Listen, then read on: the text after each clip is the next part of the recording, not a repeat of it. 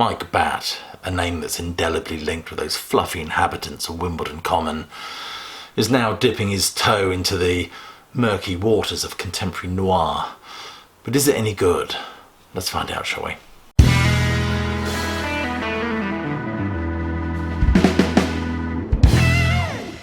Welcome, classic rock fans, to a short video where we talk about Mike Batt's new project, which is Croix Noire. If you haven't already done so, please do click like, subscribe and check that bell. And check some of the links below this video for ways so you can support the sterling work done at Classic Album Review. It's always much appreciated. Mike Batt has been arranging and writing music for over 5 decades now and is associated with such names as Art Garfunkel, David Essex, Agnieszka Folksdog, Katie Melua, and of course the Wombles. But as I said at the beginning of this video, he's turned his hand to this very contemporary noir, which I believe is based on the writings of David Quantick. I'm working closely with songwriter entrepreneur Jean Charles Capelli, and this is not the first time that Mike Batt has gone all conceptual on us. And those of you of a certain age may remember the Tarot Suite, Mike Batt's conceptual piece, working in collaboration with Colin Blunstone and Roger Chapman of Family. And if I'm not mistaken, I'm pretty sure Rory Gallagher plays guitar on that as well. So that is were spun from the notebooks of Jean Charles Capelli himself, being developed into this comic strip as well as an album of songs. And we are taken through this metropolis, which very much encompasses the French Renaissance and ensuing Industrial Revolution. And in the words of Capelli himself, Croix Noire is no district. It's at the intersection of 3 or 4 districts far away from the walled mansions overlooking the city. It's densely populated, lots of people sleeping rough, but it's a place you go if you really want to feel alive. And of course, Jean Charles is not only the singer-songwriter, he also voices the main character, our dystopian hero as I call him, Ace Hansel. Kind of like art imitating life, imitating art, imitating life, but only much bleaker. Our hero tries to break through the existential ennui of a society narcotized or numbed, medicated, and often encouraging others to be so, and explores the relationship between free will, I think, and the pervasive effects of mind-controlling drugs, in this case antidepressants. So we get a kind of a zombified, drugged-up populace. My God, it's sailing perilously close to satire, isn't it? There's a great line in this: we don't care how high you get, we care about how low you get. Not so much an out-of-body experience, more an out-of-mind experience. And in this permanently medicated state, one has to wonder, to what extent do you really experience life? So in many respects, Croix Noire is quite similar to the world we inhabit, a world that pulsates with the neon fizz of some seedy French undercity, just pandering to pleasure centres and popularism. And for good measure, it also has a pill-popping paranoid parrot. Polly certainly wants more than a cracker in this one. Not sure how many people will like this. I guess if you're already living in a dystopia, you don't particularly want to read about another one. But accustomed as we are to an unleavened diet of grim tidings, I think there's a lot to recommend this. And the comic is revealing because it very much frames the narrative, frames the story for us, as the narrative is reflected up from rain-soaked cobbles and the garish neon fizz of dive bars and strip joints. We get red lights baptizing these pharmacies in this glow of absolute dissolution. And of course they stay open all night to serve the needs of the fairly lawless locale. One kind of listens to this or reads these comics and eagerly awaits the raining down of fire and brimstone. So the wickedness here, very much like our own world, is fairly nuanced, and is constantly, there's this clever probing and questioning of ourselves. In the words of Voltaire, every man is guilty of the good he didn't do. And even utopia is an interesting word, this ideal state or the ideal state of things. The amalgamation of 2 Greek words which essentially means nowhere or no place. And this is certainly no place to be. So we have an intriguing setting for Mike Batt's involvement. He himself has said, I wasn't there to discuss music with anyone, but I think I saw something in Jean Charles that perhaps he didn't even see in himself. But in terms of a collaboration, it was pretty clear to me that if we did something together, it wasn't going to be me writing songs for him like I'd done in the past. He explains that he, sonically at least, and Jean Charles were effectively building a world for these numbers, or effectively maybe the other way around, the numbers emanating from the world itself.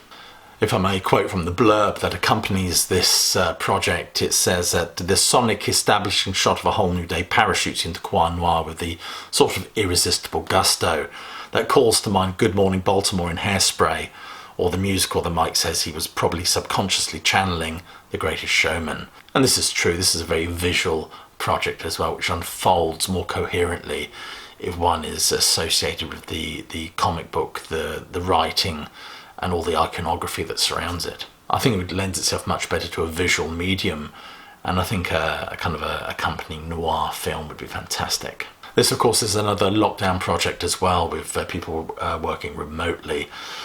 As I like to say, and I've said repeatedly, a number of artists, perhaps like Mike Batt, sitting around on their over-sanitised hands, felt they had to put their energies and efforts into something positive. Not that positive is an adjective you could usually associate with this project. Something intriguing and artistically compelling then. Mike Batt, of course, scored the arrangements, calling in a few favours from people who'd worked with in the past. Ralph Salmons, who works with the Waterboys, Bjork, Van Morrison, Hans Zimmer, and Chris Spedding, who'd worked with Mike Batt on the Terror Suite way back in the dim and distant past. But he's also worked with Paul McCartney, Sex Pistols, Brian Ferry, to help complete the musical mosaic that is this record. The whole shebang was originally written by Emmy Award-winning writer Dave Quantick and illustrated by Mike Collins, who's doodled away for such projects as Spider-Man 2000 AD and Doctor Who. The whole thing is, I think, ripe for the possibility of a film or something like that, but nevertheless, talk about a visual medium or an interactive medium. It's now a leading game on Roblox, meaning this thing has more platforms than St. Pancras. Mike Batt says the whole thing's come a long way, but the premise is rather simple. It's the world we created for ourselves when we couldn't leave our own houses.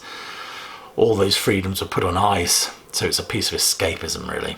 So let's look at the tracks themselves, if you'll forgive me for referring to my notes. So the intro actually segues away into the whole day. Lovely acoustic guitar at the start of this, accompanied by Jean Charles' very plaintive voice. Rainbow Maze, I think that's the one where you get the kind of flutes and occasional flourish of a trumpet in. It's something almost baroque to it, a baroque noir. It starts with this atmospheric swell, and I swear I can hear a cello and other strings. Eleanor Rigby for 2022, Lost in a Rainbow Maze. My word, they're speaking my kind of language now.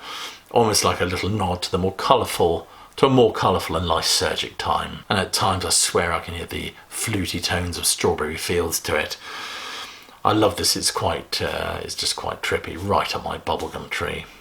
Hot Dog Wine sounds terrible, but doesn't sound terrible if you get my point. It gets all funky on us with Jean Charles mewing amid a plethora of voices. Bury Me in Tahiti is perhaps my favourite song on this record. I love this one, the desire just to be elsewhere, even in death. And the music has a punky energy to it. It sounds like it could have been a Blondie track. Loneliness Potion, I love the piano at the start of this. I almost expect ABBA's Thank You for the Music to unfold. I think this is rather a metaphor, of course, Loneliness Potion rather than any kind of cocktail, as it's a number that seems to deal with the reality of facing one's unhappiness. Get Rat Face's menacing throb of drums has an almost Middle Eastern feel to it.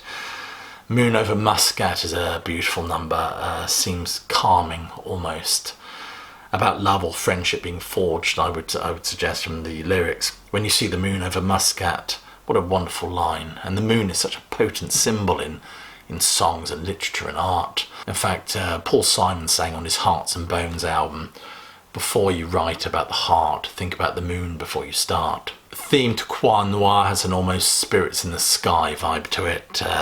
It seems to be about the idea of escapism, beautiful vocals as well by Florence Rawlings. Runaway, lovely cello at the start, has a valedictory feel to it, almost like it's saying goodbye. Like somebody being mourned in a way. That's the buzz I get from this, and the Beatles reference as well. Lucy in the Sky is appreciated. You set me on fine, nice spangly quality, like a slice of 80s pop, a bit Pet Shop Boys if you will. And Psychiatrist and Client, lovely seductive voice of Paula Masterton. I wonder if it's suggesting the whole thing was a kind of a dream or hallucination at the very end. I don't know, but maybe I should have read that novel beforehand. But if it is the case, it's getting all Metropolis Part 2 on us, isn't it? Anyway, so there you go. That's the latest project overseen by Mike Batt and Jean Charles Capelli, called Croix Noire. I will include purchasing links and websites and all that sort of gubbins just below for you to check out if you want to. Anyway, it just leaves me to thank you for tuning in and hope you're staying well and healthy. But more importantly, of course, is that you keep listening.